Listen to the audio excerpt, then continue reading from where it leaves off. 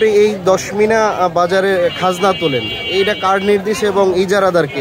আগে নিজাম শিকদার বলছে উঠাইতে, কিন্তু এখন কেউ দিচ্ছে না টাকা। আপনার বিরুদ্ধে অভিযোগ আছে অনেক ব্যবসায়ীদের, সেটি হচ্ছে আপনি অনেকের সাথে খারাপ আচরণ করেন, এই বিষয়টা আপনি কি বলবেন? জি না, আমি কার সাথে খারাপ আচরণ? এরকম অভিযোগ পাওয়া গেছে ইতিমধ্যে, যখন সেনাবাহিনীর সদস্যরা ঢুকলো তখন তাদের কাছে অভিযোগ করছে এবং আমাদের কাছে অভিযোগ করছে। আমরা সংবাদ করি, আমাদের কাছে অভিযোগ এর আগেও করছে, এখনো করতেছে যে ভাই আপনি বিভিন্ন সময় খারাপ আচরণ করেন। এই বিষয়গুলো একটু যদি বলতেন। আরেকটা বিষয় হলো আপনি খাজনা নেন কিন্তু রসিদ দেন না। রসিদ দেন না, তারা রসিদ দেয় না স্যার।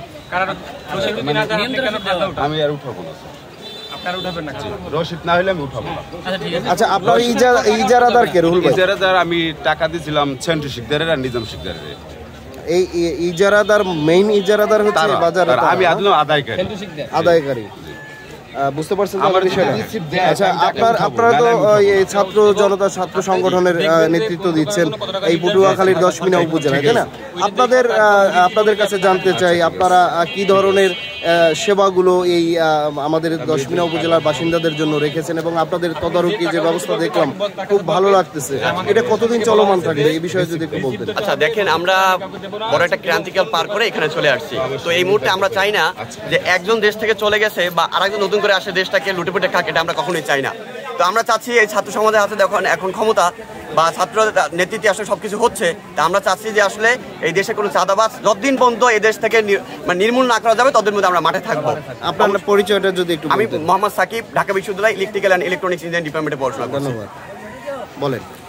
আমাদের এটা ভবিষ্যতেও চলবে, যতদিন পর্যন্ত আমাদের এই সিন্ডিকেটদের আমরা নিয়ন্ত্রণে না নিয়ে আসতে পারবো ততদিন পর্যন্ত আমাদের এই কার্যক্রম চলবে। আমরা এটা একটা সাংগঠনিক রূপ দেব।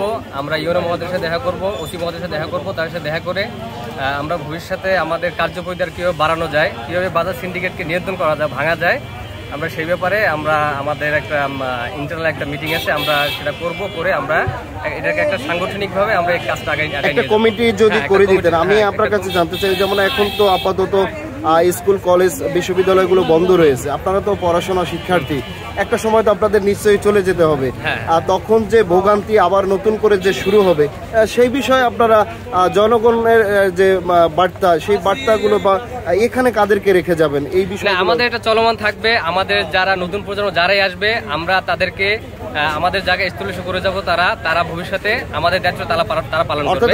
অর্থাৎ এখানে কোনো শূন্যস্থান কখনই আসবে না, এটা কারো না কারোর মাধ্যমে ফিল আপ হবে ইনশাল্লাহ।